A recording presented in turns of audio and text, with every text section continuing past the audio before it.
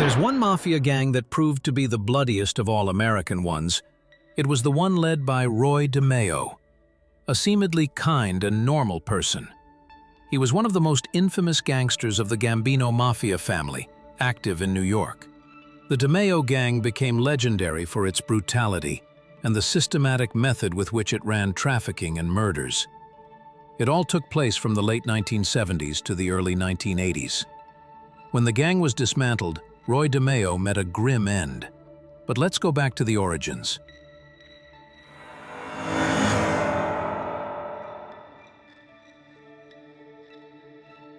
Roy DeMeo was born on September 7, 1942 in Brooklyn, New York, into a family of Italian origins. His father died in the Korean War, while his mother moved to Italy for a short time. An only child, DeMeo grew up with other relatives, mostly from good families. His uncle was a forensic doctor. During school, he was bullied because he was overweight. As a young man, after finishing high school, he began working as a butcher's assistant and then gravitated towards the world of crime, coming into contact with youth gangs and petty criminals in the neighborhood. His area was called the Flatlands, a neighborhood for marginalized Italians in South Brooklyn. At the same time, he tried to appear respectable. He married, had 2 daughters and a son, to whom he was very close, and also started a legitimate loans and financing business, which, however, soon became a means of usury. Usury was his main business. Although he was a bloodthirsty man in his mafia circle, Roy DeMeo was considered a good man in his normal life, both by his family and his neighbors. One day, Roy and his son Albert found a frog in the garden. They welcomed it as a pet. However, the gardener later killed it with the lawnmower, accidentally having missed the frog. Roy DeMeo became very angry and fired him. He and his son held a small funeral in the garden to remember the little animal. In the late 1960s, he began collaborating with members of the Gambino family, one of New York's 5 families mafia. His contact was Anthony Gaggi, a Gambino capo regime, who introduced him to larger trafficking networks. Despite this and his numerous business deals, the Gambino boss was reluctant to have Roy DeMeo join the family. So Roy remained a mere affiliate until Carlo Gambino's death in 1976.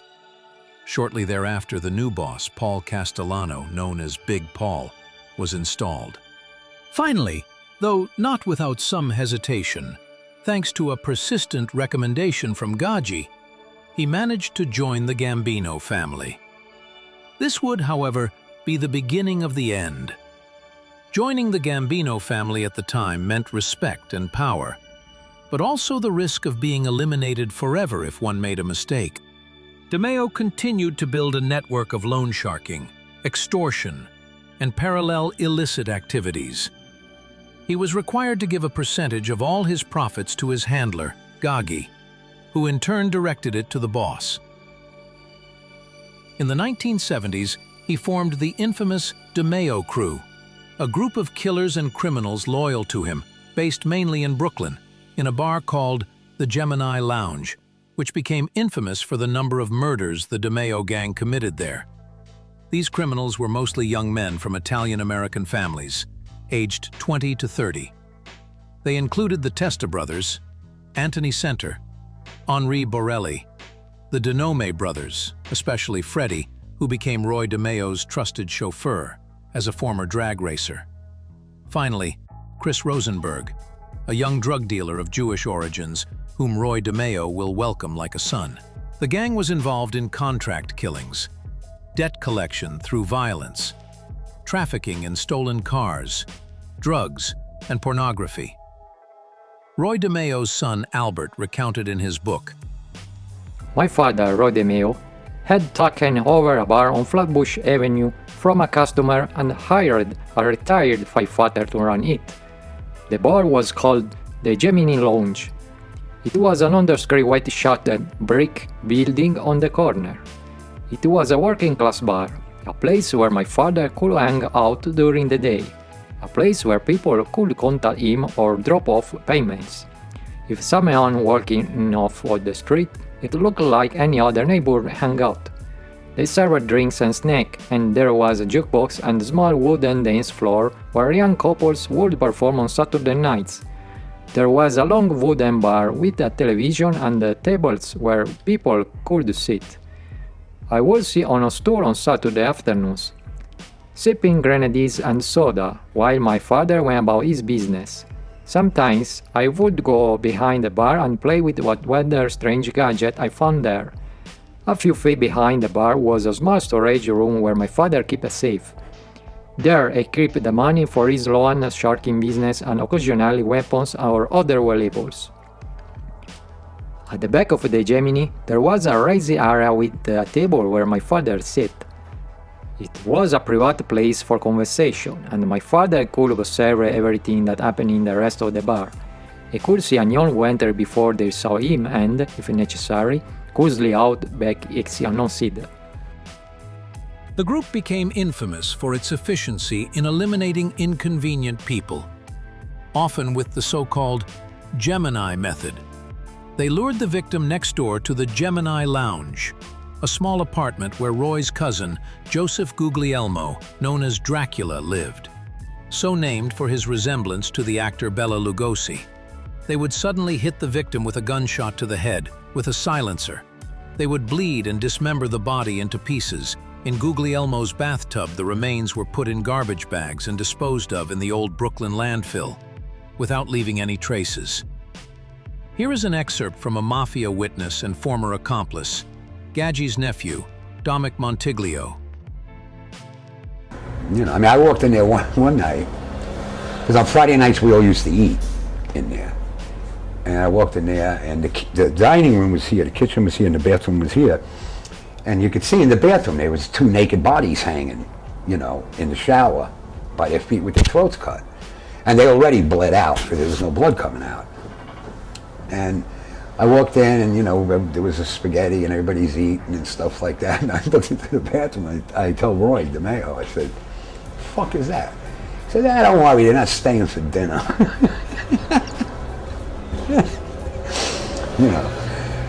That was their humor. They interviewed them with Debbie Doyle. She said, "Yeah, sometimes the drain gets a little clogged." Right? They must have bled 100 bodies in those showers. Yeah, there were bodies every time you went over there. Oh, Right? just about. How big was the space? The apartment? Yeah. Not that big. It was a fairly small bathroom, a dining room, a kitchen, and a living room, and a bedroom.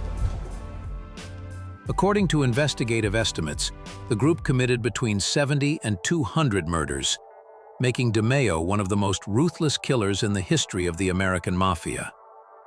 DeMeo and his gang hit anyone who stood against them, because their industry was thriving in all sectors. Loan sharking and money laundering. He lent money at exorbitant rates and laundered millions through seemingly legitimate activities. Stolen cars. He ran a vast international traffic of stolen cars, exported primarily to the Middle East. Murders, both for the Gambino family and for personal and business reasons. In the late 1970s, the DeMeo gang was raking in millions of dollars from the sale of stolen cars and drugs. The Gambino clan's top brass, however, frowned upon the sale of narcotics, and DeMeo and many other mobsters were involved in these businesses without knowing it. In 1979, something happened that changed the gang's fortunes. Chris Rosenberg, one of DeMeo's favorites, purchased a large quantity of drugs from the Colombians.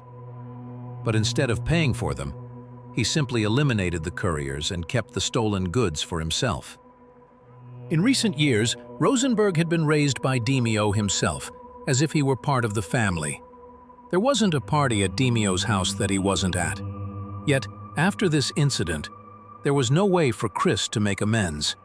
The boy used to sign as Chris DeMeo, precisely to demonstrate his belonging to Roy, whom he saw almost as a father. But this mistake cost him dearly. The Colombians then learned that a certain DeMeo, a member of the Gambino family, had killed and stolen drugs worth approximately $1 million. When the Gambinos learned of this, they were furious. Not only was DeMeo involved in large-scale drug dealing, but he had also compromised the entire Gambino family in a war against the Colombians. During that period, fearing attacks, DeMeo rarely left the house. Increasingly paranoid, one day he saw a dark-faced boy at the door. Fearing it was some Colombian hitman, he ran out with a gun. The boy, Dominic Ragucci, was actually just an 18-year-old who was making money selling vacuum cleaners to pay for college. He fled in his car, terrified, and this made DeMeo even more suspicious, who chased him along with his trusted cousin, Dracula Joseph Guglielmo. A madcap ensued, complete with a series of hit and runs like in the movies. Finally, after miles of terror, the boy broke down on the highway and DeMeo shot him dead. He got in his car and drove home as if nothing had happened. No one saw anything. The event shocked public opinion, which immediately sided with the poor boy's family. The Gambino family decided that enough was enough. All of this had been caused by Chris Rosenberg, and the Colombians wanted revenge. Gaggi told DeMeo that Chris had to die, otherwise DeMeo himself would suffer the consequences. And so Roy DeMeo ultimately did, luring Chris to his Gemini Lounge apartment one evening. His own most ruthless members took care of eliminating Chris with the usual method.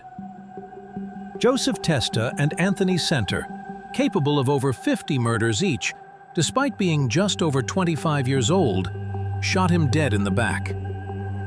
Then, the body was taken in his BMW to a highly visible highway so that the newspapers could report on the murder.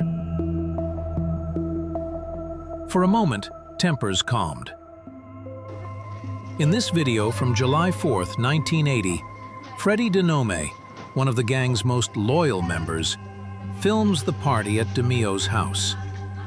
We can glimpse his son Albert, the Testa brothers, his cousin Dracula, Henry Borelli, and all their wives and children. It seems like a normal party with friends, yet each of these guys, except Albert, has dozens of murders on their conscience.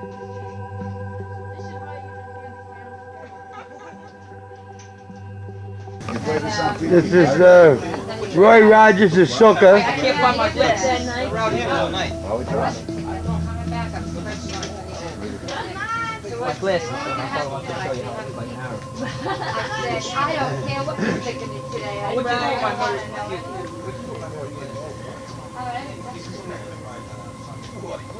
I don't care what you do. I'm not cooking tonight. I'm not having because I used to come home 5 o'clock on the road and I'd start making a big meal and everything that day.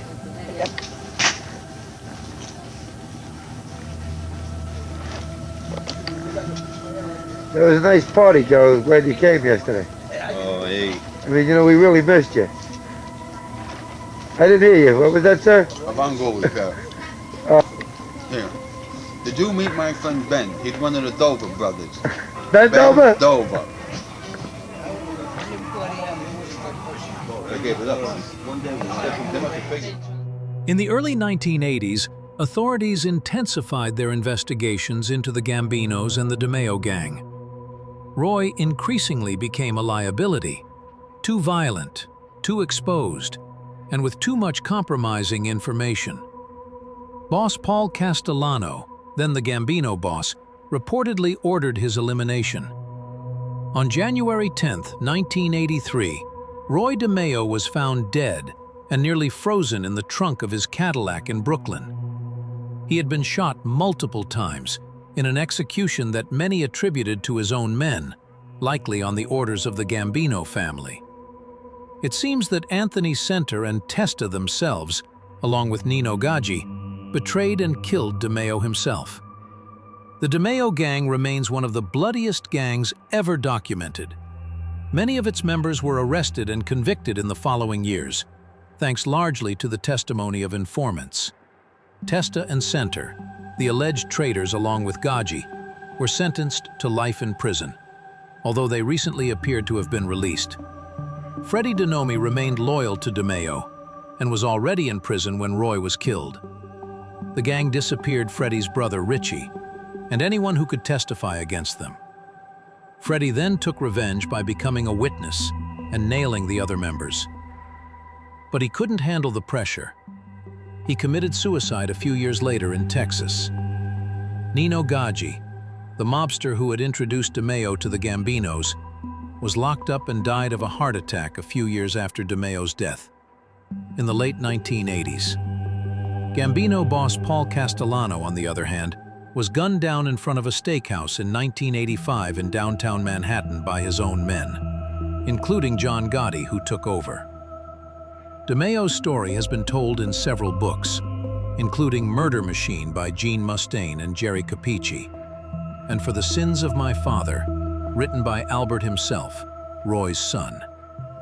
Albert DeMeo, who wrote the book in 2002 about his father, revealed that most of the things written and repeated by the media were not true, and described him as a generous and caring father, a lover of animals, and kind to those who treated him well. Albert was the last to see his father alive. Holidays had always been a big deal in our house, but that winter we felt like a house in mourning. My mother did her best with food and gifts, but we just went about our business. Grandma and Uncle Joe came for Christmas as usual, and even cousin Joseph Guglielmo came out of hiding to join us for Christmas dinner. That year, however, my father didn't even come down to eat. While I wrapped the present and we pretend to enjoy ourselves, he remained locked upstairs in his study. A week later, on New Year's of 1983, he still hadn't come out. The darkness in our house was palpable. As the days passed, I told myself he was planning his escape. The weather was bitterly cold, the roads icy, but no snow had fallen. It hadn't been a white Christmas. My last conversation with my father took place on the evening of January 9, 1983. That evening, I went to my father's office to talk to him after dinner. I quietly closed the door behind me and took my usual place to leather couch across from his desk. My father sat in his chair behind the desk, staring out the window, a single lamp showing the dim light on the office. There was complete silence. I watched my father silently, memorizing his face as I had every night since that distant evening when I first discovered what my father really did for a living. He looked tired, his skin sallow from fatigue or ill health, but he also seemed more relaxed than he had in weeks. He'd made up his mind. After a few moments of silence, he turned to look at me and said bluntly, "I won't be here much longer." I said, "I know, Dad." The years of raising his escape flashed through my mind. He sighed, placed his hands on the desk, and leaned forward to look me straight in the eye. "All, what do you do if they kill me?" I felt like someone had punched me in the stomach. "I don't know, I'll find out who did this and kill him." Walking around the desk, my father grabbed me and pulled it to me in the feet. It was the first time in my life he touched me angrily. "You'll never do anything like that. You put me in a garbage bag, and you'll go to college and have a good life. Do you understand me?" Suddenly, my father took me in his arms and held me as tightly as he could, pressing my hair against his chest. His voice was choked with emotion as he spoke. "This is the life I've chosen. I can't be a spy, and if I stay, they run all your lives. I'm going on my own terms. It's the only thing I can still do for you." Then he said, "Take care of your mother and sister for me," and turned away. I told myself he was going to the Bahamas. I almost believed it. As I turned to leave, I always said when I parted from him, "Take care, Dad." And I left the room. A few moments later, I heard him get in the car and drive away. I never saw him alive again. Roy DeMeo has inspired films and TV series, most notably The Sopranos.